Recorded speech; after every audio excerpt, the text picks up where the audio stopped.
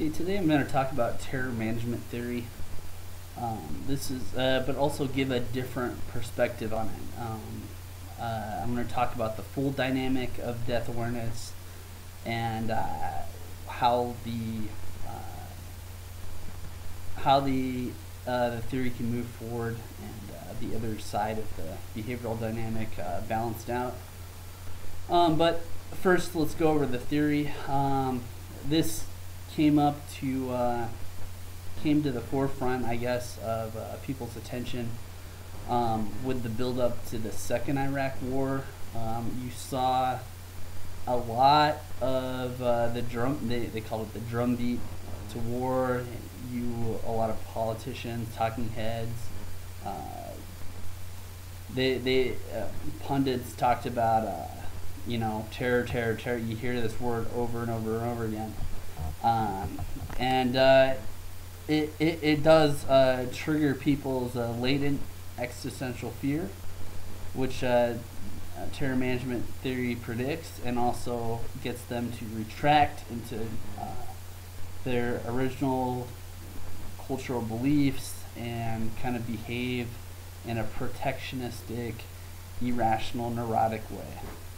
So that's the basic dynamic of terror management. The build-up to the Iraq War is the classic example, but I suggest that this isn't a complete this isn't a complete picture of what happens when humans face their death.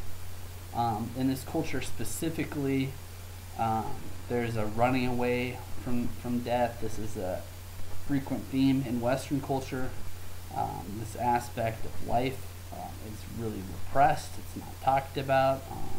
It's considered dark or negative, and this hasn't been true throughout human history. So there have been cultures that have focused on have been able to accept death completely, which is a challenge to do. But if you can do it, if you embrace that fact of reality, then you go beyond. You can go beyond it. There's an element of peace that not through intellectual understanding, but deep knowing that you exist beyond your physical manifestation, and that's a feeling realization that's been an element to warriors. Even in our own culture, some generals have used the tactics, and I'll talk about that a little bit later. But warriors have used it to get beyond focusing on death, to get beyond their fear of it. But also in spiritual traditions, the Buddhists have been big on that, but also even the Catholics. Our original Christian. There has been some traditions, and there's been some artistic traditions that have focused on death in order to get beyond it. So I'm going to talk about this kind of dual dynamic. I'm going to talk about the other side and give some examples of this. So the first example, I point to the Buddhists, but also the samurai. So there's a dual dynamic both in the military side of that culture. I'm specifically the Japanese culture. There's a military side, and then there's a religious side. But the religious focus on death, I'm thinking more the Tibetan Buddhists. But the samurai specifically, part of the Bushido code is to meet a warrior in battle and face your death. Like, you're not really a full mature man until you face that. And when you look at the initiations for the masculine throughout all of history, there's been an element of facing death in almost every tradition of that. And but the cherry blossoms here.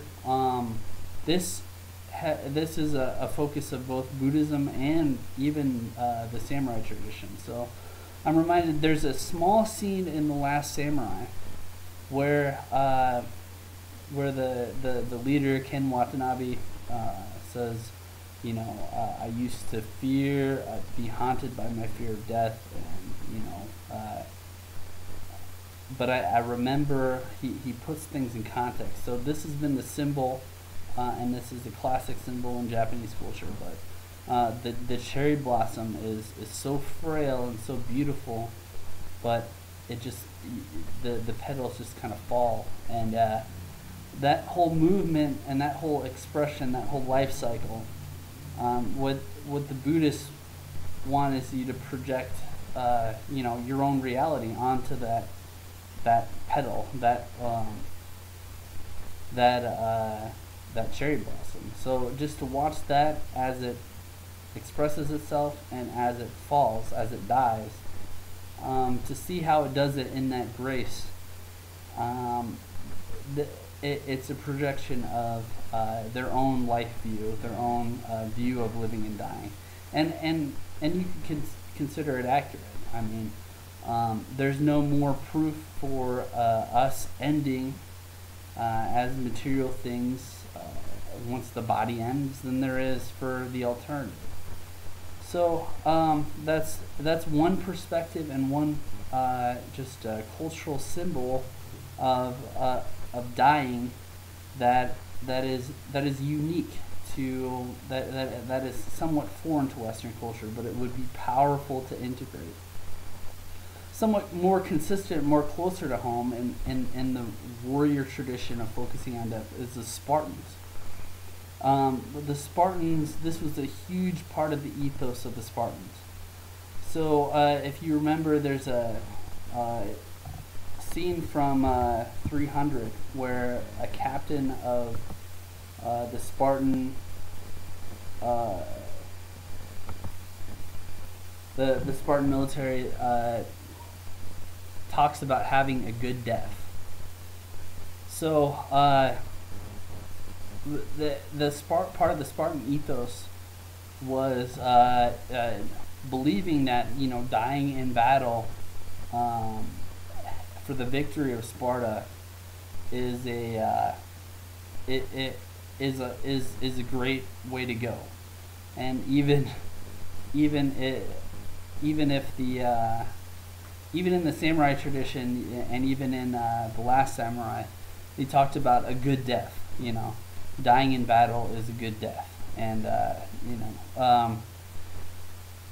so it's really a different when in Western culture, when we go to war, the ideal goal is to come back alive.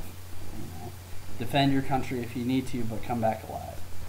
So, but being that the Spartans were so embraced in the reality of death and death in battle, their ability to fight was just tremendous. There's historical reports of once you have accepted that fact and that reality, you go through a battle without that fear. So you act really in the most efficient way possible, where your enemy has this anxiety where, I don't want to die. But when they did reports on watching the Spartan warriors at work, there's and even in the movie, even though it's a reality of there's death and destruction and misery, the fact is the way they moved was very efficient and even graceful, you could say. And that comes to fruition when you accepted that reality in that case, that fact. There's another scene from 300 that talks that fear is a constant. Leonidas says to his son, "Fear is a constant, but when you accept it, it makes you stronger." And even this is a very mindfulness Buddhistic concept, but it's a way of coping that embraces death as opposed to running away from it and avoiding it. There's another tradition of focusing on death that goes from European art is Memento Mori, and this has a huge tradition. And there's some famous artworks. This is probably famous one you might have seen before. Um, but this is a huge part of European art. But the reality of the matter is to to, uh, to accept that there's even like a humor in that. And that's another tradition, a cultural norm, a cultural meme for accepting death. And it can be, it probably in Western culture, this is going to be interpreted as dark or negative.